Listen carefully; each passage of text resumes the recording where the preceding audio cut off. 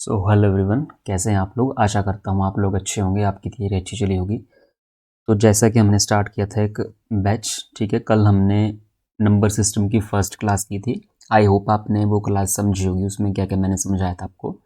उसमें कल हमने सिर्फ एक ही कंसेप्ट किया था, क्लासिफिकेशन ऑफ नंबर। तो आज हम फर्दर आगे डिस्कस करेंगे कि क्लासिफिकेशन ऑफ नंबर्स के ऊपर थोड़े से क्वेश्चन करेंगे जो पेपरों में पूछे जाते हैं, और उसके बाद करेंगे फिर नेक्स्ट टॉपिक।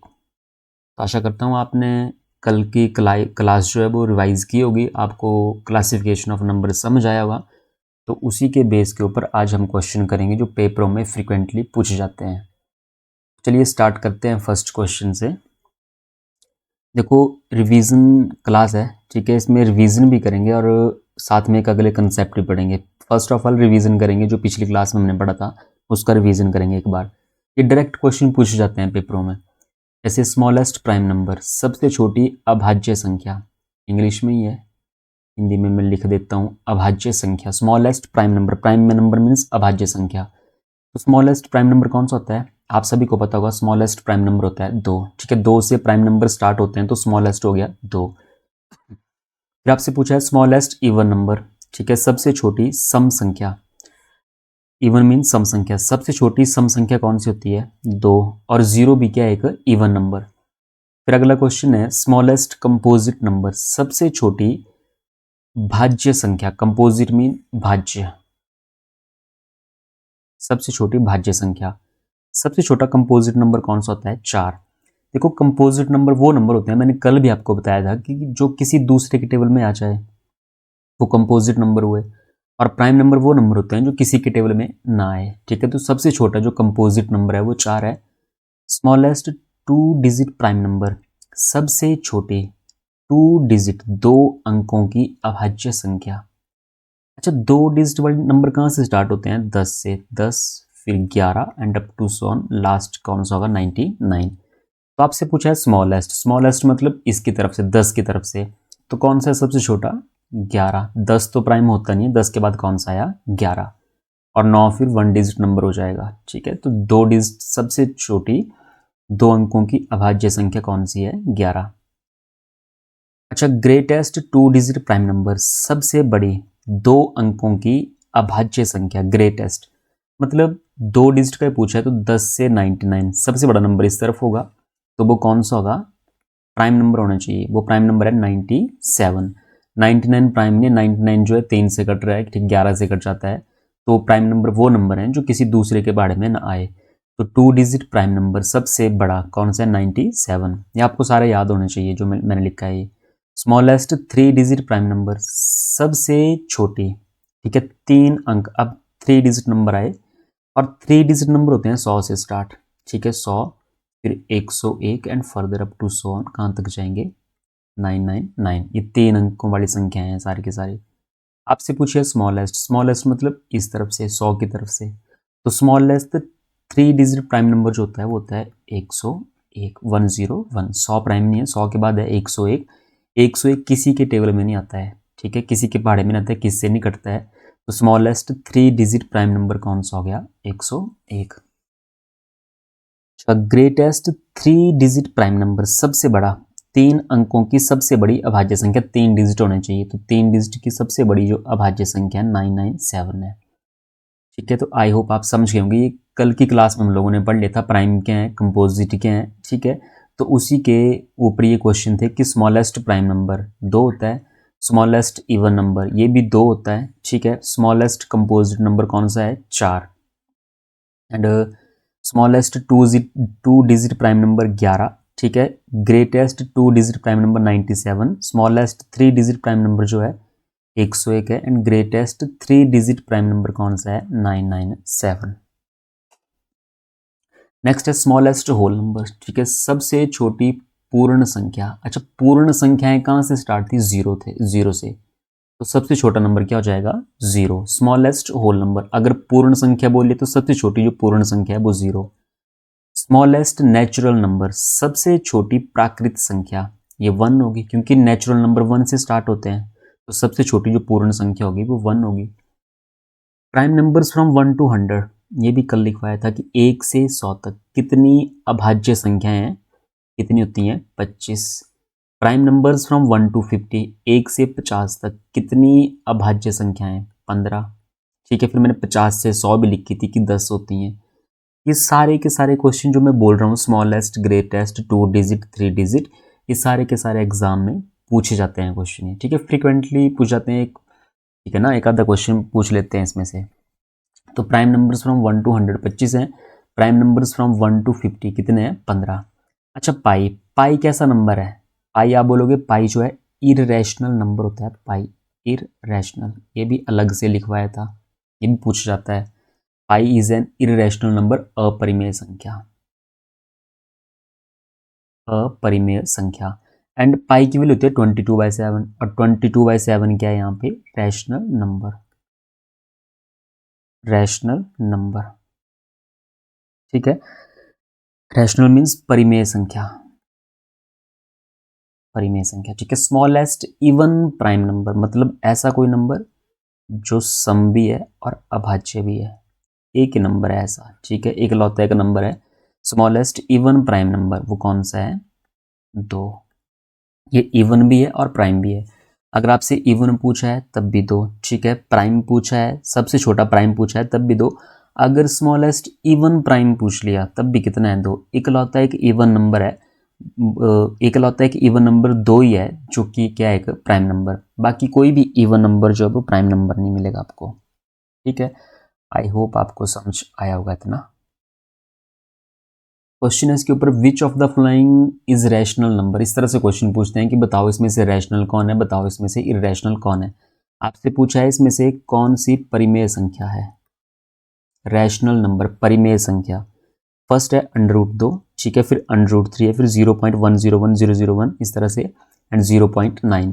देखो √2 अगर परफेक्ट स्क्वायर ना हो, ठीक है, रूट के अंदर परफेक्ट स्क्वायर ना हो, तो हम बोलते हैं वो इररेशनल है, ये तो इररेशनल हुई। ठीक है, √3 हमें नहीं पता कितना होता है, ठीक है, √3 परफेक्ट स्क्वायर नहीं है 3 यहाँ पे, तो ये भी इररेशनल, इररेशनल। और 0.101, ठीक है, देखो क्या ये सीरीज रिपीटिंग सीरीज है? 0.1 फिर 0 फिर 1 फिर डबल 0 हो गई, फिर 3 0, रिपीट नहीं हो रही है, 0 0 इंक्रीज हो रही है यहाँ पे। इसका मतलब ये भी क्या है? इररेशनल नंबर, अलग अलग डिजिट आ रहे हैं बार बार, रिपीटिंग सीरीज नहीं है, रेकरिंग डेसिमल नहीं है। ठीक है, इररेशनल नंबर, इररेशनल नंबर। और मैंने आपको बताया था कि जितने भी डेसिमल हैं, ठीक है, जितने भी डेसिमल हैं सारे के सारे क्या हैं? Rational number. ये आपने कल की क्लास में समझ लिया था, रैशनल और इररेशनल नंबर। तो ऑप्शन नंबर डी ये है रैशनल नंबर, परिमेय संख्या। बाकी ये नॉन रेकरिंग डेसिमल है, 1 0 फिर 0 लगातार इंक्रीज हो रही है, पहले 1 0 है, फिर 2 0, फिर 3 0, फिर इस तरह से कंटिन्यू है यहाँ पे, तो ये इररेशनल हुआ। 0.2 0.9 रैशनल किस तरह से है? अगर मैं डेसिमल हटा दूं तो 9/10 होगा। ठीक है, 9/10 होगा तो हम बोलेंगे ये P/Q की फॉर्म में है, और हम बोलेंगे Q is not equal to 0, बटे में 0 नहीं है, और हम बोलेंगे P एंड Q दोनों क्या है यहाँ पे? इंटीजर।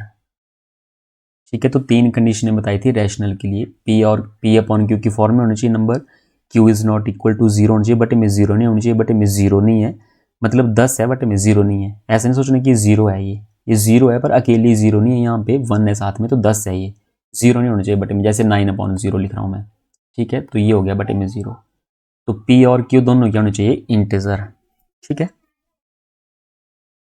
नेक्स्ट क्वेश्चन करते हैं, which is an imaginary number. ठीक है, इमेजिनरी, इमेजिनरी भी मैंने आपको कल बताया था, इमेजिनरी जो होता है काल्पनिक संख्याएं, इमेजिनरी का मतलब हुआ काल्पनिक संख्या। और ये भी आपको अच्छे से बताया था कि 2 तरह के नंबर होते हैं, एक होता है रियल नंबर, एक होता है इमेजिनरी। तो इमेजिनरी नंबर्स क्या होते हैं? अगर रूट के अंदर माइनस आए, आपको कल बताया था, ठीक है, रूट के अंदर माइनस है वो इमेजिनरी नंबर होगा। ये जिस नंबर के साथ इस तरह से आयोटा लिखा हो, ठीक है, जैसे 2 आयोटा, 3 आयोटा, ये सारे के सारे क्या हैं? इमेजिनरी। रूट के अंदर माइनस आता है तभी लगाते हैं आयोटा ये, ठीक है, और रूट को ओपन करके। अच्छा, √-3, रूट के अंदर माइनस है तो ठीक है, यही इमेजिनरी नंबर है। ये इमेजिनरी नहीं है, ये इमेजिनरी नहीं है, ये इमेजिनरी नहीं है। रूट के अंदर अगर माइनस होगा तो वो होगा इमेजिनरी नंबर, काल्पनिक संख्याएं। बाकी सारी की सारी क्या है यहाँ पे? रियल नंबर्स हैं। तो ये थे कुछ क्वेश्चन अब अगला टॉपिक डिस्कस करते हैं। ये तो हमारा हो गया रिवीजन कल की क्लास का कि इस तरह के प्राइम नंबर होते हैं, ये कंपोजिट नंबर हैं, इस तरह से क्वेश्चन आपसे पूछे जाते हैं। ठीक है, तो अगला टॉपिक है हमारा यूनिट डिजिट, इकाई का अंक। हम बोलेंगे यूनिट डिजिट का मतलब हो गया इकाई का अंक। साथ में नोट करते हुए चलें, इकाई का अंक, यूनिट डिजिट, इकाई का अंक। सबसे पहली बात है कि यूनिट डिजिट होता क्या है, इकाई का अंक का मतलब है क्या। जिनको नहीं पता है वो देखें ध्यान से। अगर मैं कोई नंबर लिख रहा हूँ 2 3 5 6, इसमें ये जो लास्ट नंबर है इसको हम बोलते हैं ये है यूनिट डिजिट, इकाई का अंक। ठीक है, ठीक है, ये लास्ट जो अंक हो किसी भी संख्या का अंतिम अंक जो होता है उसको बोलते हैं यूनिट डिजिट, इकाई का अंक। अच्छा, क्वेश्चन आपसे किस तरह से पूछ जाता है पहले मैं आपको वो बता दूं। जैसे मैंने ये क्वेश्चन लिखा कि बताओ इसमें इकाई का अंक कितना है, तो आपको पता है इसमें इकाई का अंक कितना है 6। क्वेश्चन की टाइप किस तरह से होंगी, जैसे फॉर एग्जांपल मैं क्वेश्चन लिख रहा हूँ आपके लिए 26 मल्टीप्लाई 38 मल्टीप्लाई 56। आपसे पूछ लिया फाइंड यूनिट डिजिट, इकाई का अंक ज्ञात कीजिए। यूनिट डिजिट, जब भी आपसे यूनिट डिजिट पूछा गया है, इकाई का अंक पूछा गया है, आपको सिर्फ इकाई के अंक के ऊपर फोकस करना है, बाकी आपको कुछ भी नहीं देखना है। ठीक है, प्लस है प्लस करेंगे, माइनस होगा माइनस करेंगे, मल्टीप्लाई है मल्टीप्लाई करेंगे। अच्छा, यूनिट डिजिट देखो यहाँ पे, इसमें इकाई का अंक कितना है 6, इसमें इकाई का अंक है 8, इसमें इकाई का अंक कितना है 6। तो आपको सिर्फ यूनिट डिजिट देखना है, बाकी कुछ भी नहीं देखना है। बीच में मल्टीप्लाई है मल्टीप्लाई करेंगे, 6 मल्टीप्लाई 8, आपको यूनिट डिजिट का मल्टीप्लाई करना है, बाकी नहीं करना है। 6 मल्टीप्लाई 8, 6 8 द 48, 48 आया। ठीक है, 48 जो आपने 48 आया, 48 में भी आपने इकाई का अंक देखना है। 48 मीन्स 8। ठीक है, फिर 8 को 6 से मल्टीप्लाई कर दो, 8 6 द 48, लास्ट में कितना आया 48। मतलब अब इसमें लास्ट में कितना आया 8, तो इसका इकाई का अंक कितना हो जाएगा 8। ठीक है, बोलने का मतलब है कि अगर आप ये 3 नंबर मल्टीप्लाई करोगे तो जो भी आंसर होगा उसमें जो लास्ट डिजिट होगा वो कितना आएगा 8 आएगा। आई होप आप समझ गए होंगे। एक और करके देख लेते हैं, 1 2 5 multiply 2 3 8 multiply 5 6 8, find unit digit, इसमें इकाई का अंक कितना होगा। तो आप देखो इकाई का अंक यहाँ पे 5 है, यहाँ पे 8 है, यहाँ पे 8 है, तो 5 का 8 से गुणा कर दो, 5 8 द 40, 5 8 द 40, 40 में लास्ट डिजिट कितना आया 0। अब 0 का मल्टीप्लाई आगे कितने भी नंबर लिखे होंगे, 0 का मल्टीप्लाई किससे भी करेंगे तो कितना आएगा, ये 0 ही आएगा। तो इकाई का अंक कितना आएगा यहाँ पे 0। ठीक है, और इसमें ऊपर कितना था 8 था। तो इस तरह से आपको इकाई का अंक करना होता है। ठीक है, इकाई का अंक मतलब लास्ट डिजिट कितना आएगा, चाहे वो मल्टीप्लाई का क्वेश्चन है, चाहे वो प्लस का क्वेश्चन है, चाहे वो माइनस का क्वेश्चन है। अच्छा चलो, ये तो आसान है, हो जाएगा। ठीक है, बाकी इकाई का अंक अगर आपसे पावर दी है किसी क्वेश्चन में, चलो मैं क्वेश्चन लेके समझा दूंगा आपको सारा। ये क्वेश्चन है आपके लिए, देखो क्वेश्चन है, जैसे मैं लिख रहा हूँ 2⁴ ये क्वेश्चन है, फाइंड यूनिट डिजिट, इकाई का अंक ज्ञात कीजिए। इसी क्वेश्चन में हम सारा समझ लेंगे कि यूनिट डिजिट क्या है। ठीक है, तो देखो अगर आपको देखो बेस यहाँ पे 2 है और पावर कितनी यहाँ पे 418, ये बेस है ये पावर है। यूनिट डिजिट निकालने का क्या तरीका है पावर में, सबसे पहला काम तो है कि जो आपका बेस है उसका यूनिट डिजिट कितना है, तो इसका यूनिट डिजिट कितना है 2। आपने जो भी बेस दिया होगा उसका यूनिट डिजिट लिखा, उसका जो इकाई का अंक है वो 2 है, बेस में 2 ही है तो यहाँ पे 2 ही आएगा। ये जो पावर है, ठीक है, पावर को फर्स्ट स्टेप आपका होगा पावर को डिवाइड करना है 4 से। ठीक है, पावर को डिवाइड करना है 4 से, आप लिखते चलें, पावर को डिवाइड करना है कितने से 4 से। और 4 का डिविजिबिलिटी रूल क्या है कि लास्ट के 2 डिजिट। ठीक है, या मैं इसको इस तरह से बोल सकता हूँ कि पावर जो है उसके लास्ट के 2 डिजिट, लास्ट के 2 डिजिट को डिवाइड करना है कितने से 4 से। ठीक है, सेकंड स्टेप क्या होगा, अब डिवाइड कर दिया आपने, जो शेषफल बचेगा, रिमाइंडर जो आपका शेषफल बचेगा, जो आपका शेषफल बचेगा उसको आप लिखोगे पावर में। शेषफल जो भी होगा वो आपकी बनेगी पावर। ठीक है, सबसे पहला काम, पावर के लास्ट के 2 अंकों को 4 से भाग कर दिया, फिर 4 से भाग करने के बाद, ठीक है, लास्ट के 2 अंकों को 4 से डिवाइड किया, फिर जो शेषफल बचा उसको आप लिखेंगे पावर में, बेस की पावर वो बनेगी। फिर थर्ड में क्या है कि अगर पावर आ रही है 0, ठीक है, अगर आपकी पावर बच रही है 0, मतलब शेषफल अगर 0 बचा तो पावर भी 0 होगी। अगर पावर आई 0, ये मैं बोल सकता हूँ कि शेषफल आया 0 या पावर आई 0। अगर पावर 0 आई, ठीक है, या शेषफल 0 आया, तो हम पावर कितनी लेंगे, तो पावर कितनी लेंगे हम 4। ठीक है, 4 की साइक्लिसिटी होती है, वो मैं डीप में नहीं जाऊंगा इतने इसमें, पर आपने सिर्फ इतना याद रखना है कि अगर शेषफल 0 है, अगर शेषफल 0 तो पावर 0, पावर 0 नहीं लिखनी है आपने, 0 को रिप्लेस करना है कितने से, 4 से। ठीक है, इतना हो गया। अब नेक्स्ट आपने एक चीज और याद रखनी है, किसी भी संख्या का लास्ट डिजिट, ठीक है, किसी भी संख्या का लास्ट डिजिट 0, 1, 5 या 6, ठीक है, इनकी पावर कुछ भी हो, इनकी पावर कुछ भी हो, इनकी पावर कुछ भी हो, ठीक है, जो मर्जी हो, कुछ भी हो, तो यूनिट डिजिट जो होगा वो 0, 1, 5, 6 रहेगा। तो यूनिट डिजिट जो होगा हमेशा यूनिट डिजिट 0, 1, 5, 6 ही रहेगा। अगर लास्ट में 0 है तो इकाई अंक 0, लास्ट में 1 है इकाई का अंक 1, लास्ट में 5 है इकाई अंक 5, लास्ट में 6 है इकाई अंक कितना हो जाएगा 6। तो ये आपको 4 लाइनें, ठीक है, ये 4 जो मैंने रूल्स लिखवाए यूनिट डिजिट के, आपको ये याद होने चाहिए, बस इससे ज़्यादा इकाई के अंक में कुछ है ही नहीं है। ठीक है, यूनिट डिजिट में एक तो मैंने सिंपल क्वेश्चन पीछे आपको बताया कि मल्टीप्लाई का किस तरह से करना है, ठीक है, बाकी पावर वाला क्वेश्चन वो किस तरह से करना है, चलो प्रैक्टिस करते हैं क्वेश्चन की। 2 की पावर है 418, ठीक है, तो मैंने बोला बेस में इकाई का अंक लिखना, बेस 2 है तो यहाँ पे 2। फिर नेक्स्ट स्टेप क्या था कि पावर को डिवाइड करेंगे 4 से, जैसे यहाँ पे लास्ट के 2 अंक पावर में कितने हैं 18, अगर मैं 18 को डिवाइड कर दूं कितने से, 4 से, 4 की साइक्लिसिटी होती है 4 से, इसलिए डिवाइड करते हैं क्योंकि 4 के बाद दोबारा से वही इकाई का अंक आएगा, ठीक है, 4 4 बार करके। तो 4 चौके 16, 18 में से 16 गए 2, ठीक है, शेषफल कितना बचा यहाँ पे, ये शेषफल रिमाइंडर जो लास्ट में बचता है वो शेषफल है। तो शेषफल कितना आया यहाँ पे 2। अगर शेषफल 2 आया, हम बोलेंगे पावर में कितना लिखेंगे 2, जो शेषफल आया, ठीक है, लिखा है यहाँ पे सेकंड स्टेप में कि जो शेषफल आया उसको पावर लिख दो, तो 2 की पावर 2।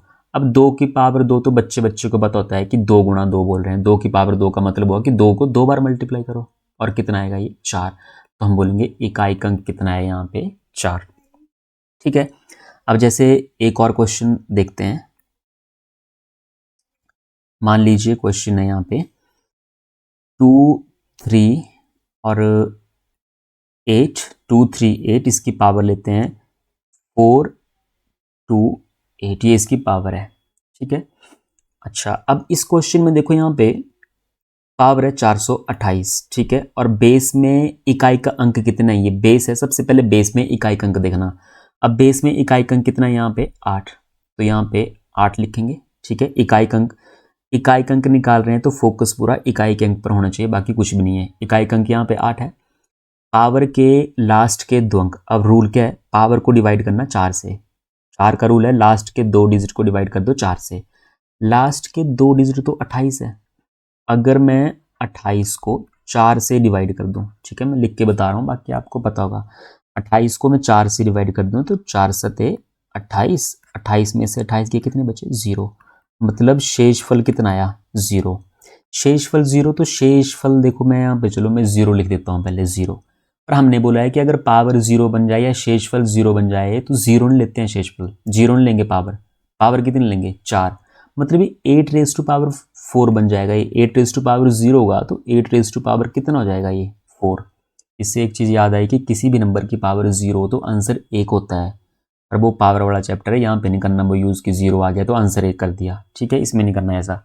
8 की पावर 0, इसका मतलब 8 की पावर कितनी हो गई 4, 8 की पावर 4 का मतलब हुआ 8 को 4 बार गुणा, 1, 2, 3 और ये 4, 8 को 4 बार गुणा, बस 8 8 द 64। अब मल्टीप्लाई करके आपको इकाई अंक निकालना है जो सबसे आसान है, 8 8 द 64, ठीक है, आपको पूरा मल्टीप्लाई नहीं करना, देखो 8 8 द 64, 64 में कितने आए लास्ट में 4, फिर 4 8 द 32, लास्ट में कितने आए 2, ठीक है, 2 8 द 16, 16 में लास्ट कितना आता है 6, तो इकाई का अंक कितना होगा इस क्वेश्चन में 6। ठीक है, 8 8 द 64, 4 बचे, 4 आए, फिर 4 8 द 32, 32 में लास्ट 2 बना, 2 8 द 16 लास्ट में 6 बना। हमें सिर्फ लास्ट अंक से मतलब है, बाकी किससे मतलब नहीं है। ठीक है, क्योंकि इकाई अंक बताना है हमें। तो ये था यूनिट डिजिट का कंसेप्ट। मैंने 4 आपको रूल बताए, फर्स्ट, सेकंड, थर्ड और ये फोर्थ। बस ये याद हो गए तो आपको यूनिट डिजिट का कोई भी क्वेश्चन अब आराम से हो जाएगा, सारा का सारा क्वेश्चन। चलो और करके देखते हैं।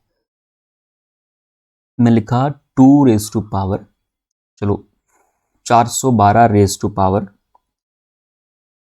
43, 412 रेज टू पावर 43। 412 की पावर अगर 43 कर दें तो क्या होगा, लास्ट में कितना है यहाँ पे 2, लास्ट में 2 है, फिर पावर को 4 से डिवाइड करेंगे। अगर पावर को 4 से डिवाइड कर दें, मैं 43 को अगर मैं 4 से डिवाइड कर रहा हूँ तो कितना बचेगा 3, 4 10 द 40 कितने बचेंगे 3, और 2 की पावर 3 तो सबको पता है 2 की पावर 3 कितना होता है 8, तो इकाई अंक कितना आएगा 8। ठीक है, नेक्स्ट क्वेश्चन देखते हैं। नेक्स्ट क्वेश्चन 105 की पावर 415, 105 की पावर 415। चलो कीजिए इस क्वेश्चन को। लास्ट में कितना है यहाँ पे 5। ठीक है, अभी मैंने आपको बताया कि किसी भी नंबर के लास्ट में अगर 5 आ रहा है तो पावर जितनी मर्जी है, पावर का कोई लेना देना नहीं है। ठीक है, अगर लास्ट में 0 1 5 6 आए तो इकाई अंक वही रहेगा। अगर नंबर कुछ भी लिखा है, 5 से पहले कुछ भी लिखा है, लास्ट में कितना है यहाँ पे 5, तो इकाई अंक कितना होगा सीधा 5। बाकी आप कैलकुलेशन करके देख सकते हैं। 5 लिखा, पावर के अंतिम 2 अंक 4 से डिवाइड कर दो, 4 3 12, कितने बचे 3। 5 की पावर 3 का मतलब हुआ 5 गुणा 5 गुणा 5। 5 को 5 से गुणा करेंगे, 5 5 25, 25 में आएगा 5, फिर 5 गुणा 5 5 5 25, और 25 में लास्ट कितना आएगा 5, तो ये हो गया इकाई का अंक। नेक्स्ट क्वेश्चन कीजिए। नेक्स्ट क्वेश्चन है, अगर 2137 इसकी पावर लिख देते हैं 753। फाइंड यूनिट डिजिट इकाई अंक ज्ञात कीजिए। लास्ट में कितना है यहाँ पे 7, लास्ट में 7 है तो मैंने लिखा 7 यहाँ पे। ठीक है, पावर के अंतिम 2 अंकों को 4 से डिवाइड करेंगे, तो ठीक है 4 से डिवाइड कर देते हैं इसको। अगर 53 को 4 से डिवाइड कर दें तो कितना बचेगा, देखो 4 एकम 4, 1 4 3 12, कितने बचे 1 बच गया, 1 बचा तो पावर कितनी आएगी 1, और 7 की पावर 1, 7 की पावर 1 कितना हो जाएगा, 7 की पावर 1 मतलब 7 ही है, तो इकाई अंक कितना आएगा इस केस में 7 आएगा। ठीक है, चलो एक सिंपल सा क्वेश्चन और देख लो किस तरह के क्वेश्चन बनते हैं। 584 मल्टीप्लाई 328 मल्टीप्लाई 547 मल्टीप्लाई 343। चलो फाइंड यूनिट डिजिट इकाई अंक ज्ञात कीजिए। इकाई अंक पूछा है तो लास्ट में कितना है यहाँ पे 4, लास्ट में 4 है, लास्ट में 8 है, लास्ट में 7 है, लास्ट में 3 है, सिर्फ ये मल्टीप्लाई करेंगे बाकी कुछ नहीं। 4 8 द 32, 4 8 32, 32 का 2, 32 में लास्ट 2 होता है तो 2, और 2 7 14, लास्ट में 4, 4 3 12, लास्ट में कितना आ जाएगा यहाँ पे 2, 4 3 12, लास्ट में 2, तो इकाई अंक कितना है यहाँ पे 2। 4 3 12, 12 में आपको सिर्फ लास्ट का अंक बताना होता है कि लास्ट कितना है, तो लास्ट डिजिट कितना है 12 में 2, तो इकाई अंक कितना हो जाएगा इस केस में 2। ठीक है, तो आई होप आपको समझ आया हुआ क्वेश्चन, इकाई का अंक क्या होता है। अच्छा ये तो हो गया इकाई अंक। ठीक है, आपको समझ आया होगा कि इकाई अंक क्या है। अच्छा, इसके साथ ही अगर इकाई अंक पता लग गया तो मैं आपको प्लेस वैल्यू और फेस वैल्यू का भी समझा देता हूँ इसी लेक्चर में। Place value and face value, place value and face value, place value and face value. फिर इस नेक्स्ट लेक्चर में आपको यूनिट डिजिट के क्वेश्चन करवा दूंगा। ठीक है, और ये प्लेस वैल्यू फेस वैल्यू के क्वेश्चन किस तरह से पूछ जाते हैं एग्जाम में वो भी करवा दूंगा। पर सबसे पहले आपको पता होना चाहिए कि यूनिट डिजिट किस तरह से करना है, प्लेस वैल्यू फेस वैल्यू किस तरह से होता क्या है। ये प्लेस वैल्यू का मतलब होता है स्थानीय मान, हिंदी में इसको लिखते हैं स्थानीय मान, स्थानीय मान। और फेस वैल्यू का मतलब है जातीय मान, जातीय मान। ये place value and face value. अगर मैं कोई नंबर लिख देता हूँ यहाँ पे, मान लो मैंने नंबर लिखा यहाँ पे 1 5 3 7 9, ठीक है, ये नंबर लिख दिया हमने। आपने पहले पढ़ा होगा यहाँ पे वंस प्लेस, टेंस, ठीक है, 100, ठीक है, 1000, 10,000। और हिंदी वालों ने इकाई, दहाई, सैकड़ा, हजार, 10,000 इस तरह से पढ़ा होगा। ये कौन सा प्लेस है? वंस प्लेस, इसको हम बोलते हैं वंस, ठीक है। ये कौन सा प्लेस है? Tens place. और ये कौन सा प्लेस है? वंस, टेंस, 100, ये 100। और ये कौन सा प्लेस होता है? 1000। और ये कौन सा प्लेस होता है? 10,000, 10,000, ठीक है। इकाई, दहाई, सैकड़ा, हजार, और इसको बोलते हैं 10,000, ठीक है, हिंदी वाले। बाकी वंस, टेंस, 100, फिर 1000, फिर ये हो गया 10,000। अब इस क्वेश्चन में देखो, अगर प्लेस वैल्यू पूछी आपसे, मैं प्लेस वैल्यू की बात करता हूँ सबसे पहले कि प्लेस वैल्यू किस तरह से करनी है। मैं लिखा प्लेस वैल्यू, प्लेस वैल्यू स्थानीय मान। आपसे पूछ लेंगे बताओ 9 का स्थानीय मान कितना होगा, तो 9 किस पे है? वंस पे। 9 वंस पे है। वंस का मतलब होता है मल्टीप्लाई 1, टेंस का मतलब होता है मल्टीप्लाई 10, 100 का मतलब होता है मल्टीप्लाई 100, 1000 का मतलब होता है मल्टीप्लाई 1000, और 10,000 प्लेस का मतलब होता है मल्टीप्लाई 10,000, ठीक है। तो 9 तो वंस पे है, तो 9 को 1 से गुणा करना है, इस तरह से लिख देता हूँ 1 गुणा मल्टीप्लाई 1। ये टेंस का मतलब मल्टीप्लाई 10, 100 का मतलब होता है मल्टीप्लाई 100, फिर एक जीरो इंक्रीज होती जाएगी इस तरफ को। अच्छा, अगर 9 शुरू में ही है, 9 शुरू में ही है तो 9 ही रहेगा। प्लेस वैल्यू कितनी रहेगी? 9। अगर मैं इसी क्वेश्चन में आपसे पूछूं कि बताओ 7 का स्थानीय मान कितना है, प्लेस वैल्यू ऑफ 7, 7 की प्लेस वैल्यू पूछी तो 7 लिखेंगे। 7 के बाद कितने अंक हैं? 7 के बाद एक ही अंक है, उतनी 0, मतलब 7 गुणा, अगर मैं इसके हिसाब से चलूँ, टेंस, टेंस का मतलब है 10 गुणा करना, तो 7 गुणा 10 कितने हो जाएंगे? 70। और आप इस तरह समझ लो कि अगर 7 की प्लेस वैल्यू निकालनी है तो 7 लिखा, और उसके बाद कितने अंक हैं उतनी 0। जैसे 3 की प्लेस वैल्यू, तो 3 लिखेंगे, और 3 के बाद 2 अंक हैं, 2 0, 3 के बाद ये 7 9 2 अंक हैं, ठीक है, टोटली ये 5 अंक हैं। 3 के बाद 2 अंक हैं, 2 0। फिर जैसे 1 की प्लेस वैल्यू चाहिए तो 1 लिखा, इसके बाद कितने अंक हैं? 1 शुरू में ही है, तो इसके बाद कितने अंक हैं? 1 2 3 4, 4 अंक हैं, तो 1 1 2 3 4, 4 0। जिस नंबर की प्लेस वैल्यू लिखी है वो नंबर लिखो, और उसके बाद कितने अंक हैं उतनी 0, ठीक है। जैसे 1 है तो 4 अंक लिखे हैं इसके बाद, तो कितनी 0 लगेंगी यहाँ पे? 4 0, ठीक है। तो ये होगी आपकी प्लेस वैल्यू, प्लेस वैल्यू, ठीक है। अगर आपसे पूछी है फेस वैल्यू, इसी क्वेश्चन में अगर फेस वैल्यू पूछी है, फेस वैल्यू जिस भी नंबर की फेस वैल्यू पूछी है, फेस वैल्यू वही रहेगी। जैसे 9 की फेस वैल्यू 9, 7 की फेस वैल्यू 7, ये चेंज नहीं होगी, फेस चेंज नहीं होता है। 3 की फेस वैल्यू 3, 5 की फेस वैल्यू 5, 1 की face value 1, face value doesn't change, ठीक है। फेस वैल्यू कभी चेंज नहीं होगी। जिस नंबर की आपको फेस वैल्यू, जातीय मान जिस भी नंबर का पूछा है वही रहेगा। अगर 7 पूछा है तो 7 रहेगा, 9 पूछा है तो 9 रहेगा, 1 पूछा है तो 1 आंसर होगा। बाकी प्लेस वैल्यू में जिस नंबर की प्लेस वैल्यू पूछा है वो नंबर, उसके बाद कितने अंक हैं उतनी आपको लगानी होती है 0। तो ये तो होगी आपकी प्लेस वैल्यू और फेस वैल्यू। अच्छा, अगर मान लीजिए क्वेश्चन है आपके लिए, एक और समझ लेते हैं। जैसे मैंने लिखा 347.69, और एक लिख दिया मैंने 8, ठीक है, डेसिमल में है। अब आपको दशमलव में बतानी है कि दशमलव में प्लेस वैल्यू फेस वैल्यू कितनी है। जैसे 3 की प्लेस वैल्यू, ठीक है, दशमलव देखो, दशमलव के इस तरफ ये पूरा नंबर है 347, और दशमलव के बाद लिखा है 698, ठीक है। मैंने पूछा आपसे 3 की प्लेस वैल्यू बताओ, place value of 3, place value of 3, 3 का जातीय मान कितना होगा? प्लेस वैल्यू ऑफ 3, यहाँ पे 3 है, और 3 की प्लेस वैल्यू बतानी है। तो दशमलव के इस तरफ है 3, ये दशमलव के इस तरफ को रहने दो, इसका कोई मतलब नहीं है फिलहाल अभी तक। यहाँ पे 3 है, तो मैंने बोला था कि प्लेस वैल्यू के लिए 3 की प्लेस वैल्यू बतानी है तो 3 लिखेंगे। 3 के बाद कितने अंक हैं आपको दशमलव के बाद नहीं जाना है, दशमलव से पहले है पूरा नंबर, ये 347, ये 347, दशमलव से पहले वाला, तो 3 लिखा, 3 के बाद 2 अंक हैं तो हम बोलेंगे 20। ठीक है। प्लेस वैल्यू ऑफ 4, अगर 4 की प्लेस वैल्यू 4 के बाद एक अंक के साथ तो 4 लिखेंगे, 1 0। वैसे प्लेस वैल्यू ऑफ 7, 7 की प्लेस वैल्यू 7 ही रहेगी क्योंकि दशमलव के इस तरफ है, दशमलव के परली तरफ का नंबर काउंट नहीं होगा क्योंकि पूरा नंबर 347 है, बाकी दशमलव के बाद ये 698 है। ये 1s 10s 100 होता है, इस तरफ को फिर 1/10 100th इस तरह से चलता है।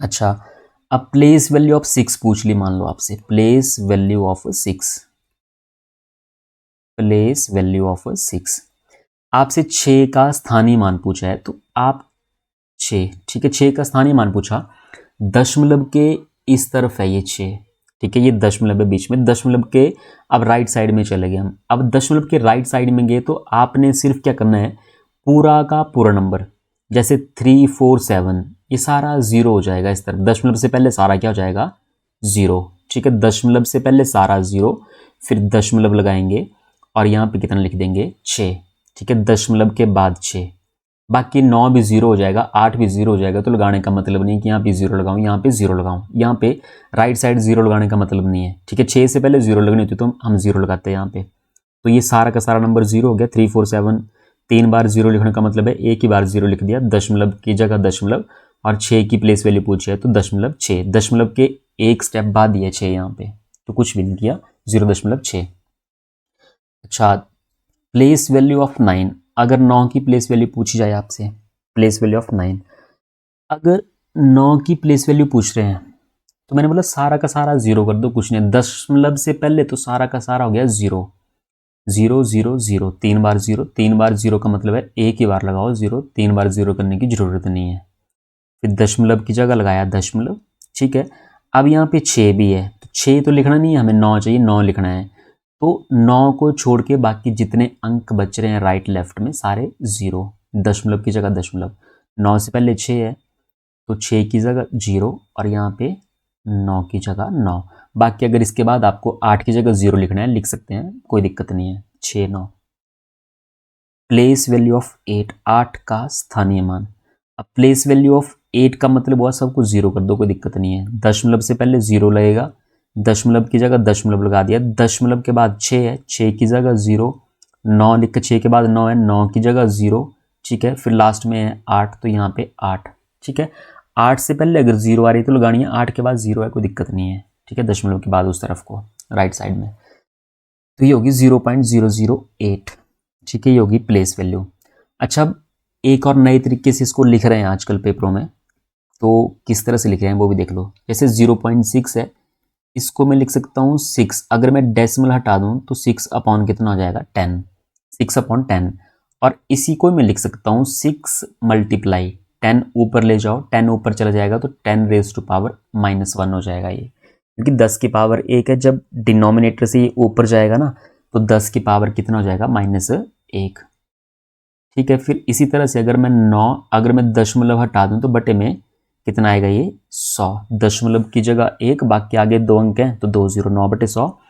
अगर इसको भी मैं पावर में लिखूं तो 9/100 को लिख सकते हैं 10 का स्क्वायर, 2 0 है तो 10 का स्क्वायर, और इसको फर्दर मैं लिख सकता हूँ 9 गुणा 10 की पावर 2 है तो 10 की पावर -2।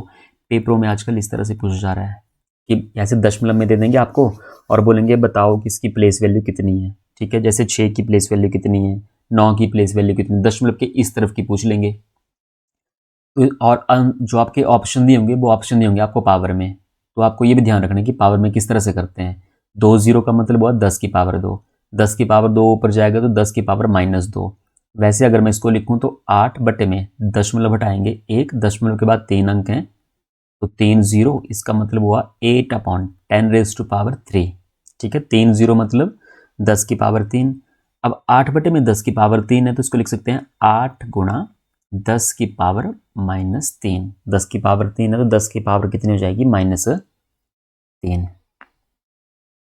ठीक है। तो आई होप आपको डेसिमल में भी समझ आई होगी प्लेस वैल्यू, ठीक है, और फेस वैल्यू सेम ही रहेगी। अच्छा, फेस वैल्यू की बात भी कर लेते हैं, प्लेस वैल्यू की बात हो गई, फेस वैल्यू, फेस वैल्यू कोई चेंज नहीं होगी, ठीक है, चाहे 3 4 7 किसी की भी पूछिए, 6 की 6 रहेगी, 9 की 9 ही रहेगी, 8 की फेस वैल्यू 8 ही रहेगी, 3 की 3, 4 की 4, 7 की 7, इसमें कोई फर्क नहीं पड़ेगा आपके लिए, ठीक है। तो face value doesn't change, face value का भी चेंज नहीं होगी। प्लेस वैल्यू मैंने आपको बता दी, प्लेस वैल्यू इस तरह से लिखी जाती है, ठीक है। और इकाई अंक हमने कर लिया, इकाई अंक इस तरह से होता है, ठीक है। तो आई होप आपको समझ आया होगा कि किस तरह से ये क्वेश्चन अटैम्प्ट करने होते हैं और क्या इसमें कंसेप्ट यूज़ होता है प्लेस वैल्यू, फेस वैल्यू और इकाई के अंक में। अगर कुछ आपको समझ ना आया हो तो आप बताएं मुझे, ठीक है। बाकी कल इसके थोड़ा सा रिवाइज करना, कल इसके फिर प्रैक्टिस क्वेश्चन मैं नेक्स्ट क्लास में करवा दूंगा। प्रैक्टिस क्वेश्चन कल पहले हम इसके प्रैक्टिस क्वेश्चन करेंगे इकाई के अंक के और प्लेस वैल्यू, फेस वैल्यू, ठीक है। थोड़ा सा रिवीजन करेंगे, देन नेक्स्ट फिर नंबर सिस्टम का अगला टॉपिक है। ऐसे थोड़ा थोड़ा करते हुए चलेंगे ताकि आपको समझ भी आए कि क्या चीज़ें हैं ये, ठीक है। ये बेसिक चीज़ें हैं, आपको ये क्लियर होनी चाहिए सभी को अगर आप एग्ज़ाम की तैयारी कर रहे हैं, ठीक है। और पेपरों में पूछी जाती है चीज़ें ये, ठीक है ना। जो मैं करवा रहा हूँ पेपर के हिसाब से करवा रहा हूँ और पेपरों में ये चीज़ें पूछी जाती हैं, ठीक है। तो फिर करना आप रिवाइज ये, और मिलते हैं अगली नेक्स्ट वीडियो में। तब तक के लिए बाय, टेक केयर, धन्यवाद।